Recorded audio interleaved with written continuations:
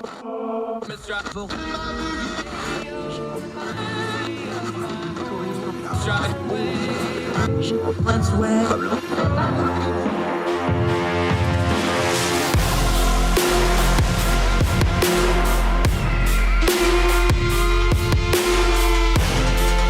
your host, Andrew Donaldson.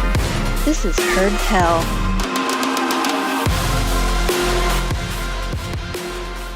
It's Heard Tell Radio. I'm Andrew Donaldson. Thank you so much for joining us today. Plenty to go over on the show on this Wednesday, December the 22nd. The year of our Lord 2021 is just about done. We're almost to Christmas for those observing that.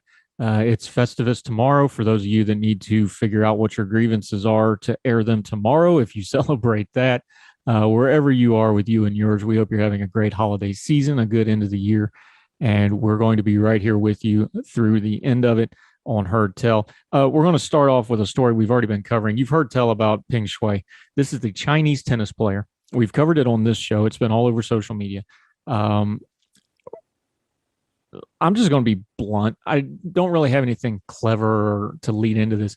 We just watched the Chinese Communist Party re-educate somebody right before our very eyes, live in color on social media. That's what has happened here. Let's back up. Peng Shuai is a champion level tennis player, an Olympian, a Grand Slam level talent, popular athlete, well-known athlete inside of China. All this started a while back when she posted a message on social media accusing the former vice premier of China of assaulting her, sexually assaulting her. That post is still available. You can find it all over social media. People have screenshotted and saved it. It's since been deleted. She disappeared for weeks on end. Nobody knew where she was. This attack on the former vice premier of China. The World Tennis Association pulled their events out of China. There was a lot of pressure on the IOC, the International Olympic Committee, to do something because the upcoming Winter Games that are going to be in China, of course, they didn't. There was this really bizarre incident where the chairman of the IOC said they had a video conference with her a few weeks ago. Anyway, long story short, Peng Shuai has reemerged. I'm going to read from The Guardian, and then I'll comment on it a little bit further. On Sunday, Peng said a message she posted on Weibo, China's Twitter-like platform that's state-controlled, by the way, completely state-controlled. They have state versions of whatever social media it is so they can control it themselves. That's what Weibo is. In early November, in which she accused the former vice premier, Zhang Gaoli, I apologize if I'm mispronouncing that, of sexual assault had been, quote, misunderstood. This is a quote from her on this new message. First, I need to stress one point that is extremely important. I have never said or written that anyone sexually assaulted me. I have to clearly stress this point, Peng said at a cross-country skiing event in Shanghai in a video posted by Singaporean outlet Lene Zebo. I again apologize if I'm mispronouncing that. My Chinese and my hillbilly conflict greatly on these things, but we're trying our best, folks. The statement was the first time the player had publicly addressed her previous allegations in person. The 35-year-old also said she was not being surveilled or monitored. I'm reading from The Guardian. Quote, I've always been very free, she told the reporter. She added that the post was a, quote, private matter and that, quote, people may have many misunderstandings about it, but did not elaborate. She made no mention of Zhang, who has not commented on the matter. In a statement on Monday, the WTA, that's the Tennis Association, said, we remain steadfast in our call for a full, fair, and transparent investigation without censorship into her alleged allegation of sexual assault, which is the issue that gave rise to our initial concern. Peng disappeared from public life for almost 3 months after the Weibo post, prompting international concerns over her well-being. China has not commented officially on Peng's initial post, which was scrubbed from China's heavily censored internet within half an hour. Although, again, folks, you can get screenshots of this. It's still out there, that initial statement. It's readily available. You can search it on social media or Google. It will come up, at least for now. If you get it come up, you might want to save it because the way everybody kowtows to the Chinese Communist Party online right now, they're probably trying to get rid of it. So do save it to your phone or device, please. Anywho, her subsequent silence triggered a social media campaign under the hashtag Where's Peng Shuai. Sunday's video also showed Peng saying she had personally written a message last month to the WT head, Steve Simon, denying any assault allegations and that an English translation of the message published by Chinese state media was accurate. At the time of the email, Simon said he had a hard time believing that Peng had written it. The screenshot of Peng's message on social media drew skepticism after an observer drew attention to the text cursor in the middle of the email. This month, the WTA announced it was suspending all tournaments in China. China has become the WTA's biggest market in recent years, but has not hosted any events for 2 years because of coronavirus. It was good to see Peng Shuai in a public setting, and we certainly hope she is doing well, the WTA said. As we have consistently stated, these appearances do not alleviate or address the WTA's significant concerns about her well-being and ability to communicate without censorship or coercion. Peng's last statement did not allay concerns among international rights groups about her welfare. Wow, so natural, so very real. Everyone now believes it. Congratulations to CCP, Yang Wang, a Chinese researcher in human rights, tweeted sarcastically. Zhang, this is the person she accused of assaulting her, was a member of the party's all-powerful Politburo Standing Committee until 2018 and a senior lieutenant to the president and party leader Xi Jinping. He has not appeared in public or commented. That's from The Guardian. That's where we're at on this. Here's why I say we just watched somebody be re-educated before our very eyes. The Chinese propaganda arm and social media mouthpieces are vast. If you tweet or Facebook or any kind of social media about China, one of these little, let's call them troll shop people, will pop up immediately defending whatever it is you're saying. Let's be adults. That Peng Shuai, after disappearing for 3 months, showed up at a state-sponsored event in public and talked to a state-sponsored reporter and just happened to be there to talk to the state-sponsored reporter about how this was all a big misunderstanding after being disappeared for 3 months. Come on now. We're adults. We all know better than this. They have coerced her. They have threatened her, her family, whatever they needed to do. And when they felt comfortable that they could once again trust her in public, they are now slowly rolling her back out into public life to say all the right things. They even trotted out other Chinese celebrities to meet with her and these sorts of things. This is how re-education in the Chinese Communist Party works. They threaten you, they silence you, and then they put you back out there to spout off the propaganda after they've re-educated you and or coerced you into understanding that it's all one China and the Chinese Communist Party and China and the Chinese people are all one. We're never going to do that because they are not one. The Chinese Communist Party is a leech. It is a tyrannical regime sucking the life out of the Chinese people, and we're never going to stop saying so. Their human rights abuses are legion. The things they are doing to the Uyghur population, the things they do to any dissent, the things they are doing in Hong Kong, the things they are doing to encroach into other countries, both physically, militarily, like they've done before, and like they are doing through economic means, the way they are using predatory debt to take over infrastructure in other countries. Their Belt and Road Initiative, which is their linchpin for domination for the next 25, 30 years. This is an imperialistic society on the march that wants world control and domination. And the Chinese Communist Party is wicked and evil and oppressive and brutal. And I'm an American, so if the Chinese mouthpieces don't like that, they can sit it and spin on it. That's the truth.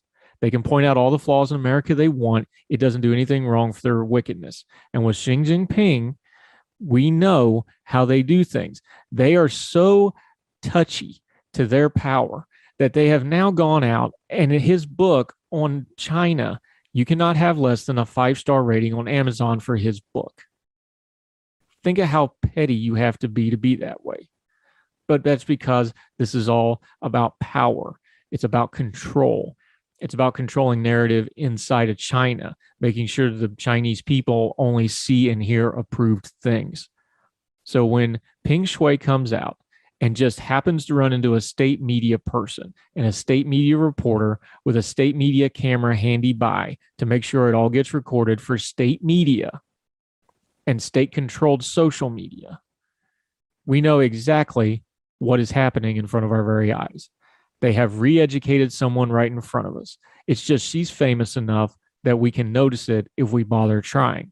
And we should say so because they're doing it to millions and millions of people who are not famous, who do not have international reach, and do not have the ability to have people advocate for them. We should never forget the suffering Chinese people who are underneath the Chinese Communist Party's thumb. They're going to continue to do this because they need the economic power of the Chinese people. And they don't care about them one little bit other than the power they can get from them. When you see somebody being re-educated before your very eyes, understand there's millions more that don't have the voice or the attention to do anything about it. And those of us that have freedom and have platforms and have a voice, we need to use it for those that don't. So even if she's in a position where she has to kowtow to them for whatever reason, and we're not judging her because the power they can put on somebody's family and livelihood, I'm not judging her for that. We don't know all the circumstances, but we can speak out, and we must, because they want the whole world to be like this, and we better never allow that. More Heard Tell right after this.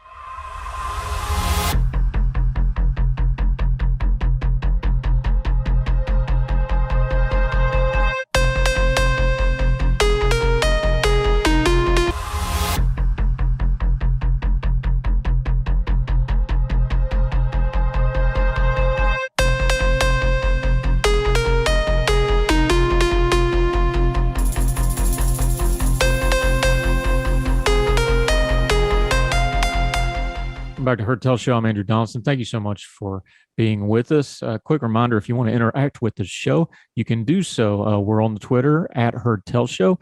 We are also on Gmail. If you want to send us an email, that'd be great. heardtellshow@gmail.com.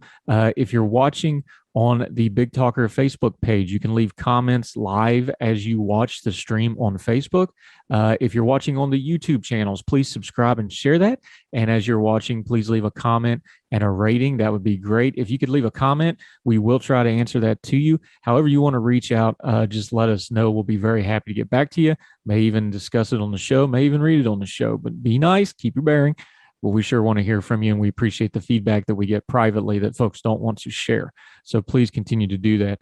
I want to bring up something. Once again, how we talk about issues is just as important as which side of the issues you're taking, because the ethereal, oh, I'm right or wrong is fine, but we live in a world where you need to practically be able to do something about that knowledge of being right and wrong. So that's why we keep going back and forth to our friends at the Narratives Project.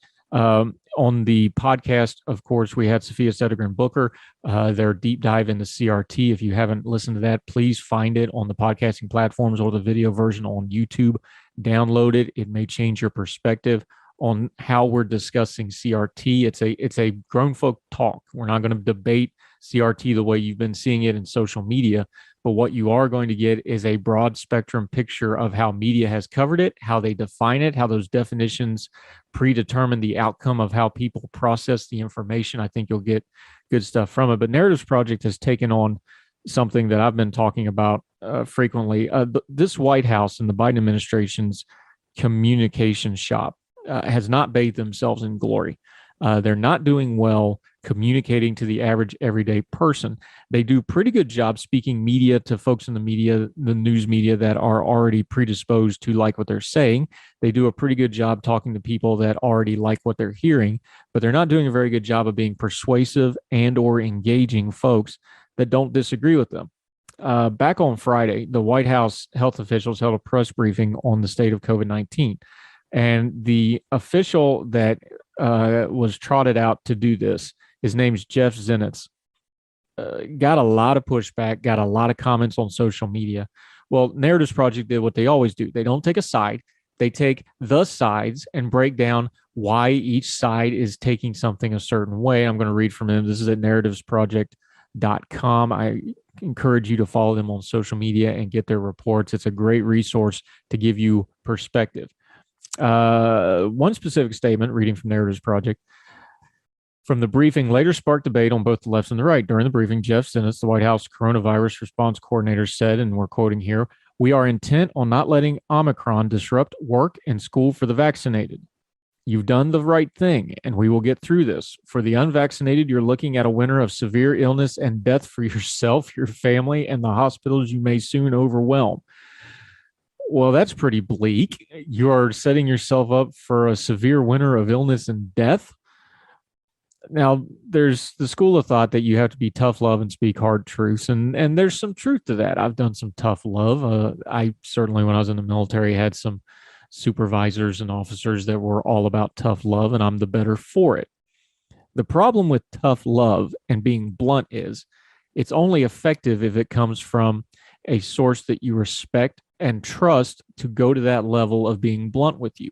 I'm not sure that this White House and this administration has that level of trust and respect from a wide swath of people that are outside of their normal orbit and supporters. And I think this gets played out a little bit when the Narratives Project breaks this down. Again, the Narratives Project, if you go read this on the website, it is graphical. You can see it. It's actually divided into two halves, but I want to read through part of it for you because I think this is good information. What is each side focusing on? The left sees Mr. Zenitz is only stating the truth, whereas folks on the right see the White House is dodging its responsibility by blaming the unvaccinated people. The narrative on the left is this is harsh rhetoric is warranted because unvaccinated people have long refused to listen to reason.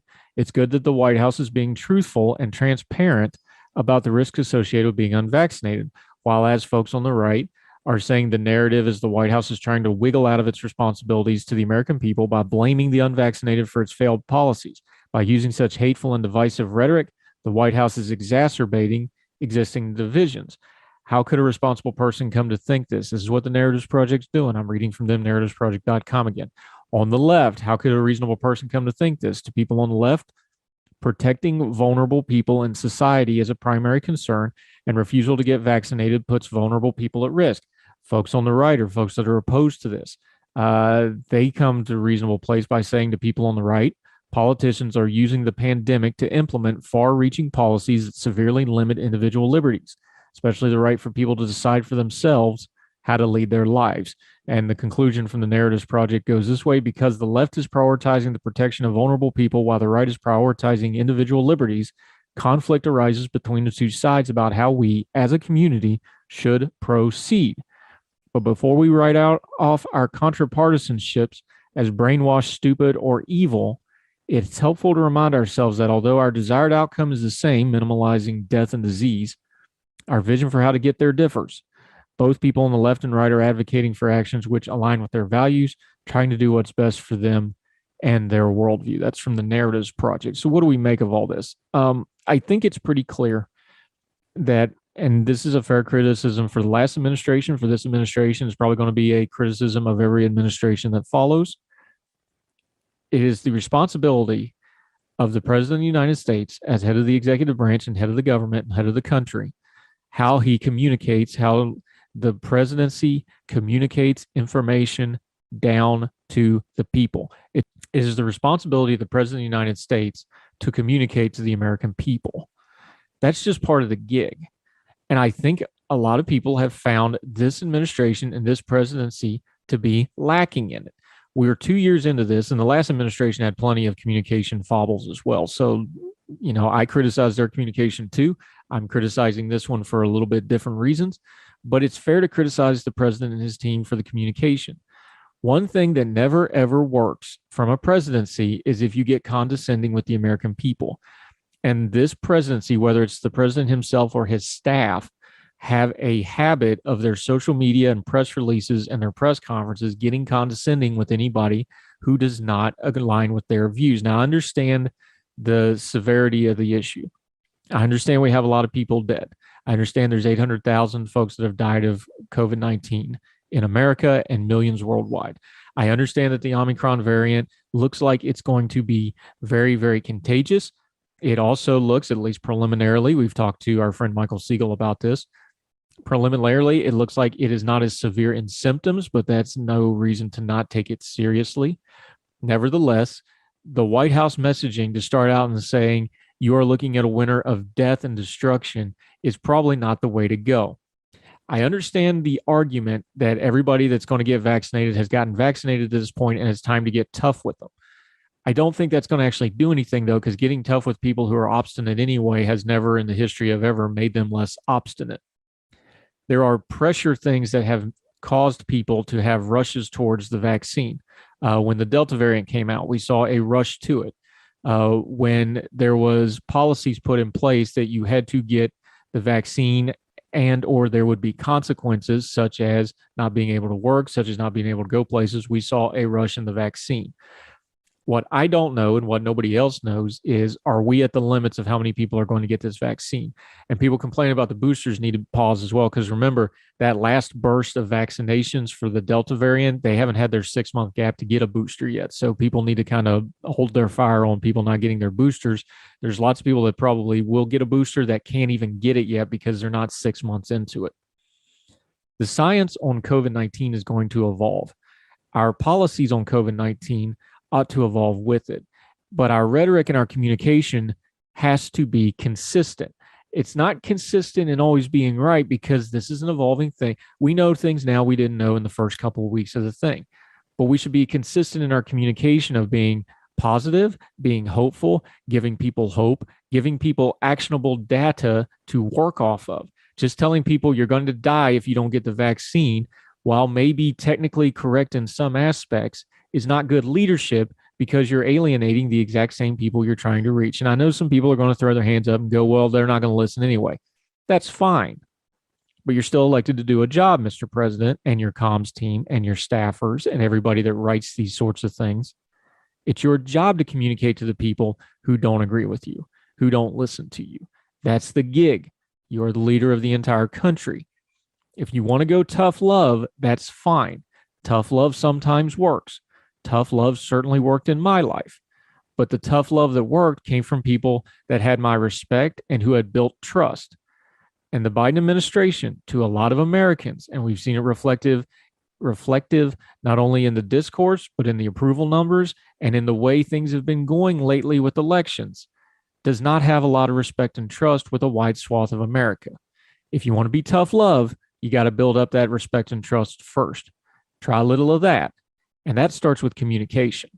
Do better on the communication, something that's readily controllable. And you might do better on the respect and trust issue. And then you might be listened to a little bit better when it comes to doing tough love on things like COVID-19. More Heard Tell right after this. Now let me see you go off like a bomb.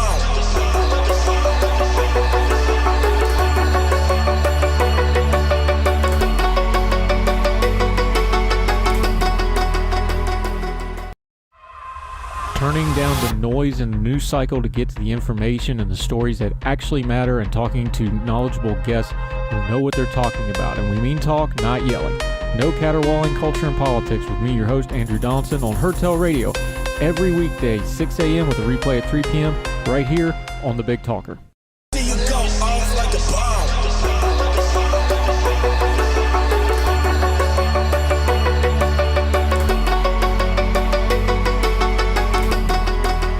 Welcome back to Heard Tell Radio. I'm Andrew Donaldson. Very happy to be joined with, and I'm going to do this carefully, make sure I got it right, buddy, because we were practicing it.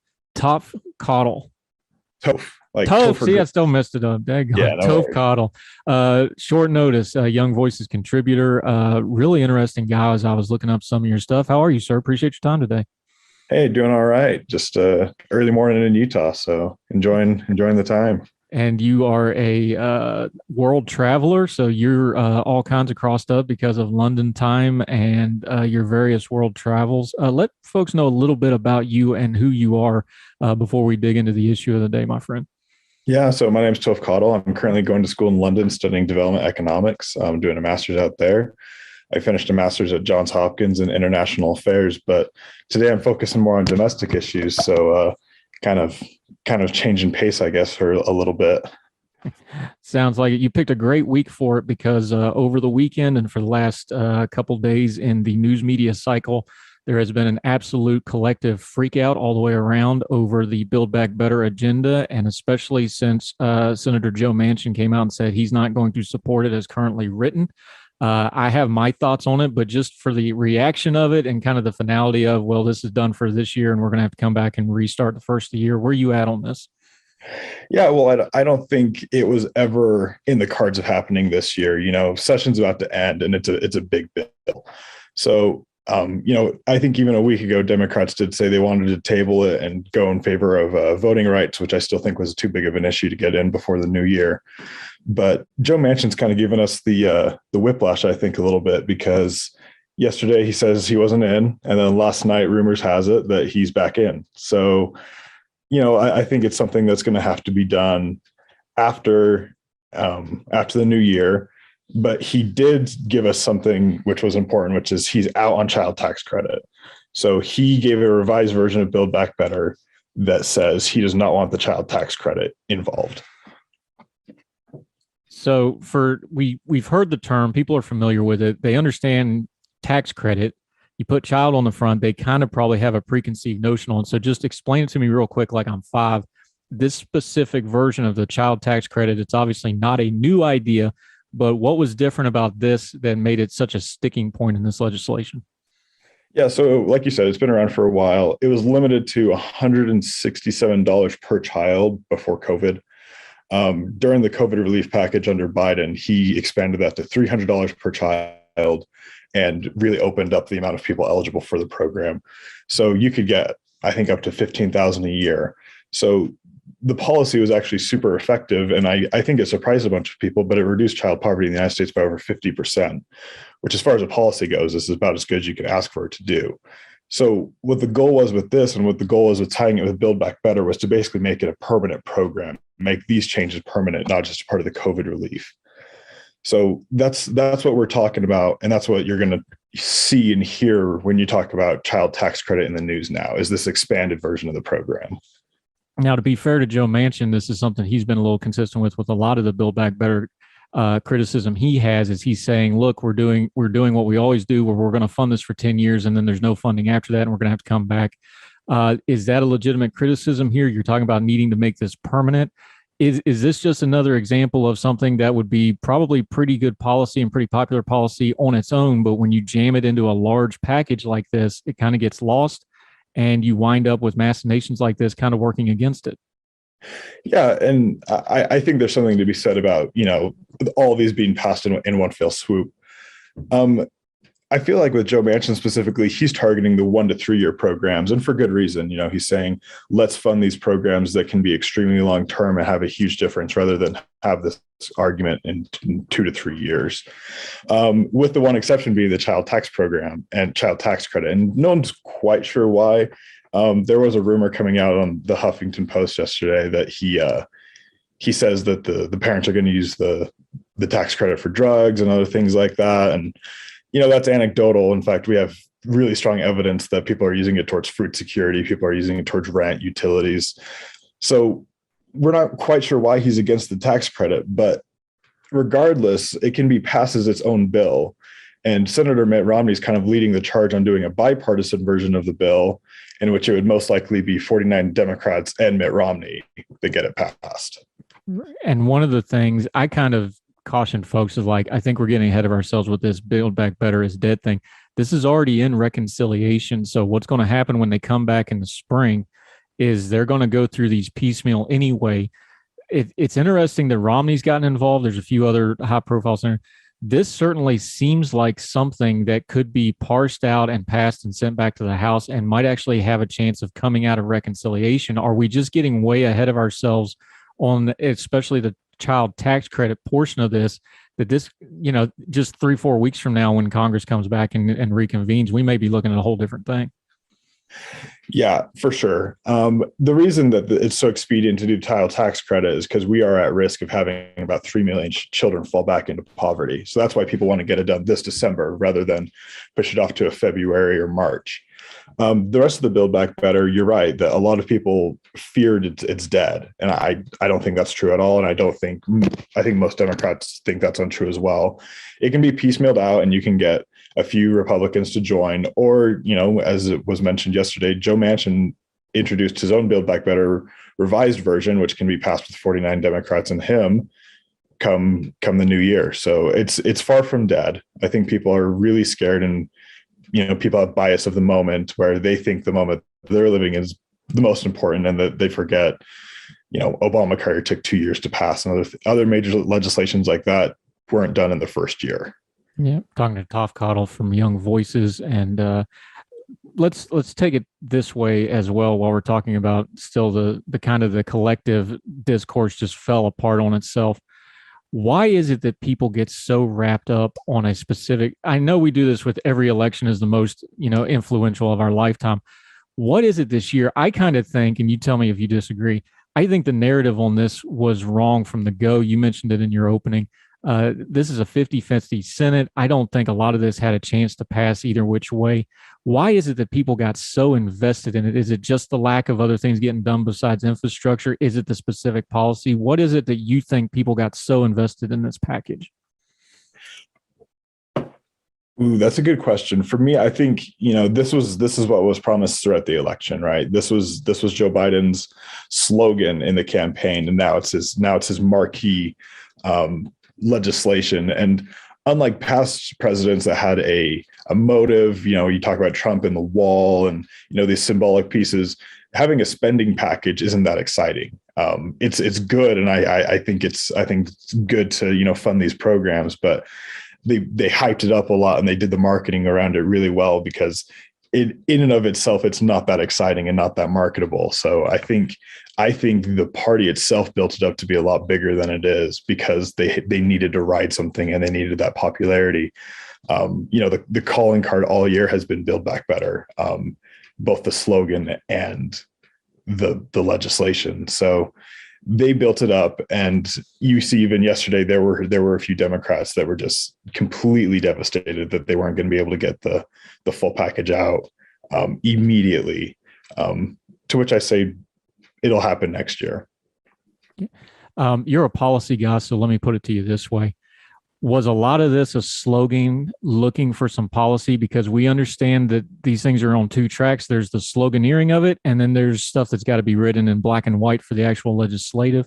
Those things sure seem to be moving at different speeds in this particular case.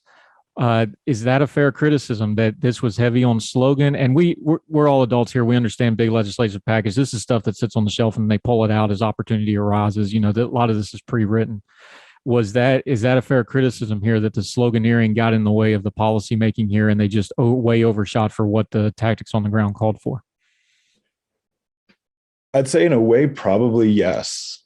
Remember that the first proposed legislation was over $4 trillion. And I think we're down to 1.8 now. It'll probably get down to 1.5, 1.4 by the end. And so they've just been riding this wave of big spending. And you're right that a lot of these policies were pre-written. A lot of these climate things they had involved in the bill were things that we had been planning for years. And packaging it all together and getting it out was kind of the point of the slogan and the point of the legislation. So at the end of the day, I think it's a lot of policies that are going to be passed, that could be passed piecemeal, that could be passed one by one. But it is important for Biden to have it passed all at once, because that's what was promised, and that's what he kind of built his campaign on and his promise on. Yeah, we're talking to Toph Cottle, breaking down the Build Back Better and turning down the noise on all that. We're going to continue with him right after this on Hardtail Radio.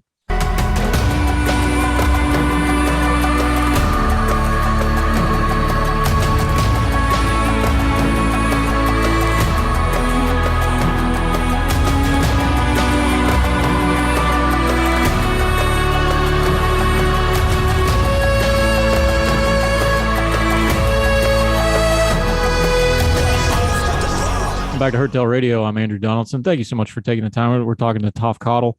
We're breaking down and turning down the noise on the Build Back Better collective freakout, I've called it, because we're on day 2 or 3 now of people losing their minds over this. Let's take the alternate approach for a second. I don't believe the story about Manchin and saying this is just going to go to drug dealers and stuff, because I am a West Virginian. We don't usually use stereotypes like that against ourselves. There's a long-running feud between the more progressive left and Manchin, and they love to backbite each other. I suspect that's where some of that's coming from. But let's take the other side of it. Small government conservatives, people on the right, they do have concerns about government spending. What's the pitch for the child tax credit? Why is this good governance? Why is this a good expenditure of government? Yeah, so like I mentioned earlier, after it was expanded, I think it was something that was almost a footnote on the COVID relief plan, because everyone was so concerned about stimulus checks. But almost doubling the amount of money that a family can get per child had a huge effect. And as far as policy goes, and as far as, as far as it being a guessing game, reducing child poverty by 50% in the United States is as good as you can ask a policy to be. So all we're asking for is to codify these changes and basically keep these 3 to 4 million children out of poverty. We talk about we're a country of equal opportunity, but not equal outcome. This is as good as we can get it, I think, as far as providing that and giving kids the safety of having a stable household, having stable food security and things like that. So, this is affecting red and blue states. This is affecting kids. We have these arguments, as far as conservatives go, that we need to be a country of self-starters and we need to be a country that, works hard, but these are children. And at the end of the day, these are kids that can't really, pull themselves up by their Velcro shoes. They need the help and they need the support that the government gives. The United States is second to last in OECD spending, or on family spending in the OECD. We have 20% of our kids that grow up in poverty. So reducing that down to 10%, pretty simple ask to do. So an amazing idea. Now, the counter argument to that is we've heard this before. We're 60 some years into the war on poverty, and we still have plenty of poverty. What makes this difference? Is the circumstances on the ground different? Is how the government's doing it different? Is the technology changing how we deal with this? What's the argument for folks to do the pushback and say, yeah, we want to help the kids, but we're always helping the kids, and that's always the excuse for a massive government program, yada, yada, yada. How do you answer those charges and push back on that? Yeah, very interesting. But I think one of the more recent developments in poverty reduction in all these studies, and it's the most ironic one of all, but giving people money reduces poverty. And that's something that we haven't done for 60 years. We did these ginormous government programs like SNAP that require tons of administration. They have tons of waste. They don't get to everybody in rural communities. Now we have the technology, and I think we always have, but we can deposit directly in people's bank accounts, and it requires next to no administration. It requires a few people at the IRS, pressing a button. And it's immediate, it's consistent, and it's impactful. So I think that's the change compared to these other programs. What is it that you think, because, we do everything for the children, everything, for the children, it's almost become its own meme, come to life now. But there is a lot of data out there about childhood development, children that grow up malnourished, children that grow up in poverty, the way that affects greater society.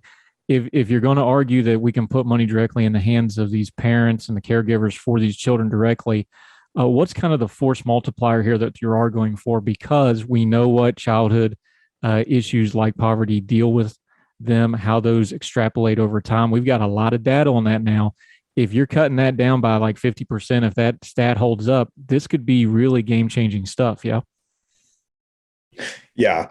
So I think something a lot of people worry about is the parents. And, I've had even Senator Joe Manchin was the one who said, I think these parents are using it to buy drugs. And I'm sure that's the case in one or two families. But at the end of the day, bad parents are bad parents.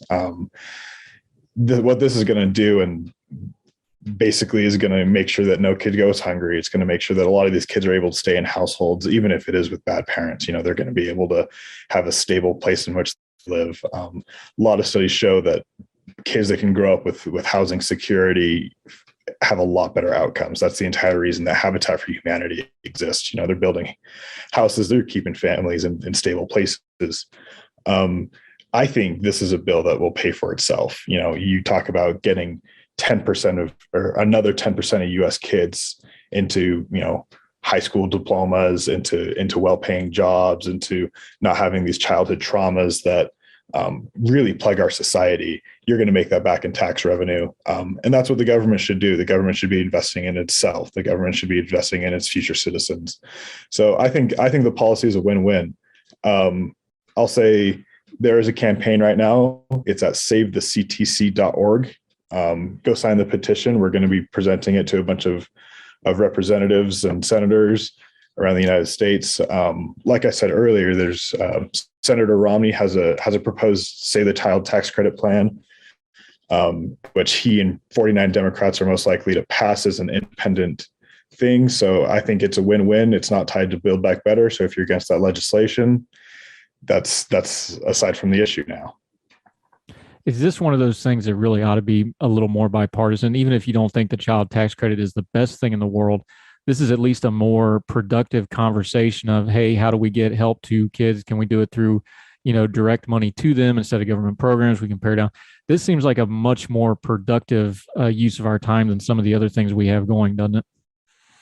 Yeah, that's exactly the point. That's why I keep saying win-win, right? It's an effective policy, and it's something that if we can't pass it, it really does highlight the dysfunctionality of our government. To conservatives' credit, and to the point, it's less government bureaucracy. It's way more effective spending. It's wasting a lot less taxpayer dollars. So there's the conservative pitch on it. The liberal pitch on it is, it's still spending. It's spending on families, and it's something that we can really come together and say, hey, this is a really effective policy, and we should keep going on it. Toph Cottle, we sure appreciate your time today. Fascinating guy. Look him up, follow him. Some other time we'll get him on and find out how a nice young man like him wound up in Madagascar. I would love to hear that story. Let folks know where they can find you and what you have going on, my friend, so they can follow you. Yeah, so I'm on Twitter at TC_elk. You can follow my stuff, and I also keep up with China quite a bit. So if you're interested in any China policy, military strategy in the Pacific, South Pacific, follow me, and I'll keep the discourse going on that as well. Yeah, we'll definitely have you on for that, because we're talking China a lot lately, especially with some of the new stuff. And I'm sure with the Olympics coming up, we'll have to do it even more, because we're going to have to counter program a little bit of propaganda, I fear, don't you think? Yeah, it is a propaganda machine out there. Yeah, we've seen this movie before. Toph Cottle, thank you so much for your time today, sir. Really appreciate it. Another one of those great young voices we get to work with. Appreciate you.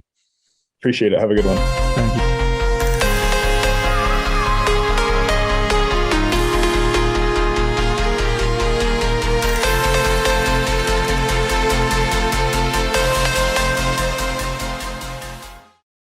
If you want to talk about culture and politics without all the caterwauling, then you'll love Heard Tell Radio with me, your host, Andrew Donaldson, every weekday morning, 6 a.m. with a replay at 3 p.m. right here on the Big Talker. Catch it on the Listen Live tab on the app, or watch on the Facebook page.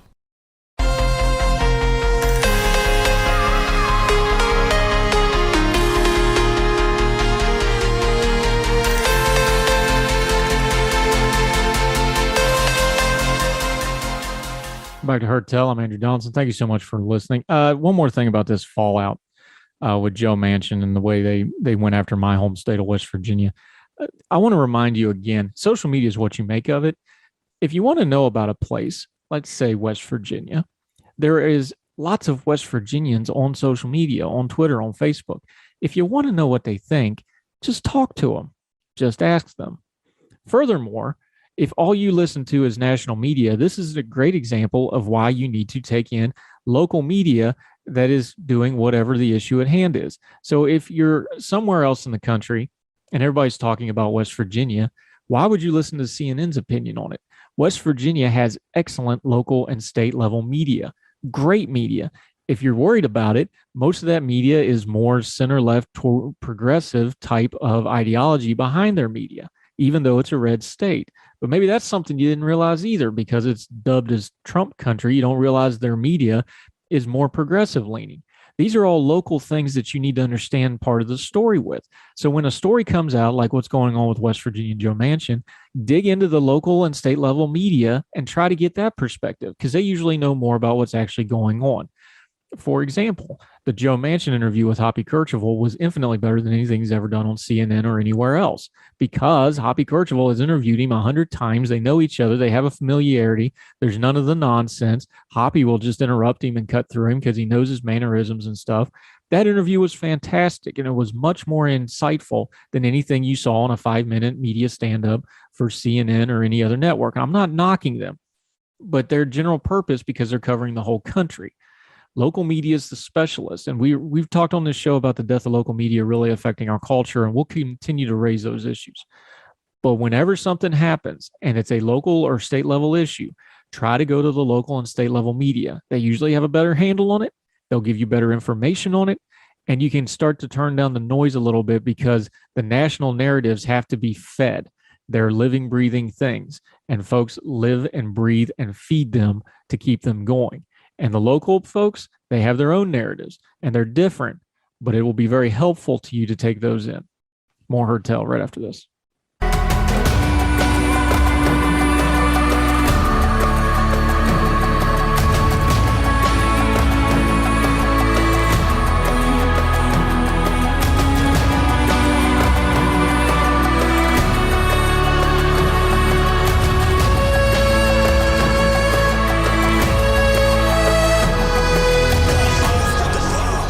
One more little tidbit on Heard Tell as we wrap up the show for today. It is telling to me the fallout from this Joe Manchin stuff and Build Back Better and the end of the legislative agenda and people freaking out online. It was amazing to me to watch. And maybe I'm a little touchy with it because it's West Virginia. And, you know, I love West Virginia with all of my being. So I'm sensitive to it. But isn't it interesting how fast the folks who insist that what they're doing is for your good and we're just trying to help them people, and the moment they don't get it, they switch their language and their tenor of their tone to, well, why do those people count in the first place? Isn't that fascinating? The people who yell the loudest about wanting to help somebody and don't you understand we're just trying to help you, the moment they don't get what they want, which is ostensibly to help somebody, all of a sudden it's, well, they don't matter anyway. Their population is small. They're poor. They're whatever. They're rural. They don't matter at all when they don't get their way. People tell you what they really think. You just got to keep them talking long enough. And they'll tell you exactly what they think of you, what they think of themselves, and what they really think about what they're advocating for and what it's really supposed to be doing. That's why we call this place Heard Tell. You hear things. You heard tell. It's the old word of mouth sort of thing. And we try to turn down the noise and get to the information that matters. So when people tell you things like that, and it's counter to what they said previously, and their vitriol comes out when they said all along they were just trying to help, those folks are telling you something. It doesn't have anything to do with politics. It has a lot to do with their character, though. And that affects their politics. Judge accordingly. That'll do it for Heard Tell. So glad you joined us, whether you're watching on YouTube or listening on any of the podcasting platforms. We sure appreciate it. Make sure you're subscribing. Make sure you share us on your social media. It only costs you a click, but it means a great deal to us. And however you're watching across the street or around the world, we sure do appreciate you.